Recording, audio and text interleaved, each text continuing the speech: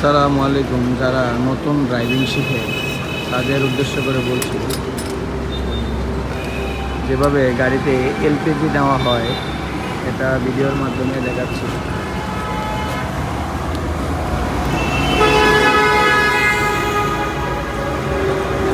LPG line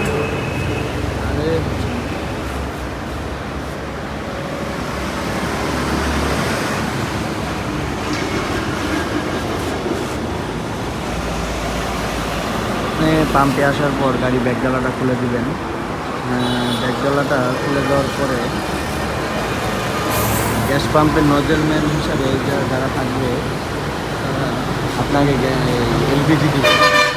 এটা হচ্ছে litre litre লেখা আছে, প্রাইস 63 টাকা প্রাইস। এলপিজি যাচ্ছে, এলপিজি নেওয়ার নিয়ম।